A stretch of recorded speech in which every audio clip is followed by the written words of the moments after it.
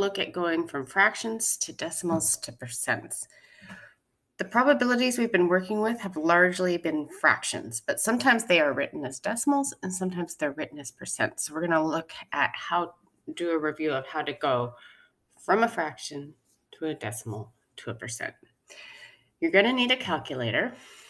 And what you're going to do is you're going to take the top number and divide it by the bottom number. So I'm going to take 1, I don't know if you can really see that, and divide it by 4, and I get 0.25. So I'm going to write that here. That's, hold on, 0.25, or 25 100ths.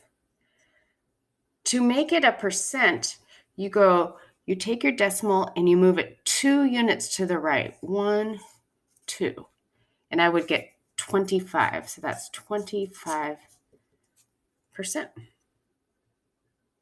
Let's try it with 9/20. I'm going to take 9 and divide it by 20.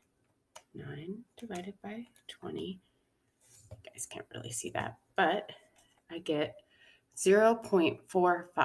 So I'm going to write that as my decimal, 45 100ths. To turn it into a percent, I take the decimal 2 to the right, and I would have 45 points. So 45%. Let's try 3/5. I'm going to scoot this up a little bit, and I'm going to take 3 and divide it by 5.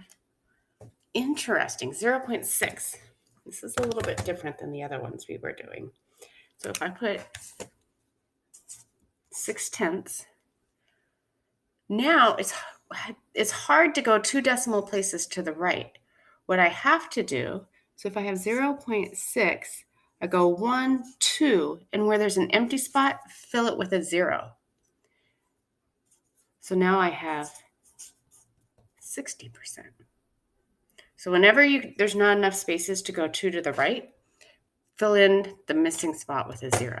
Let's try 7/10.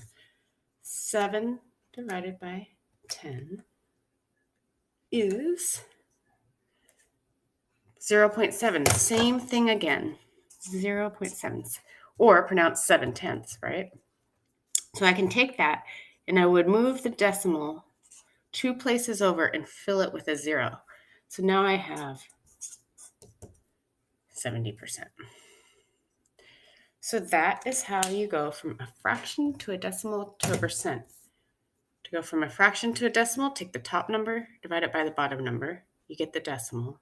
To go from the decimal to the percent, just move the decimal point over 2 places.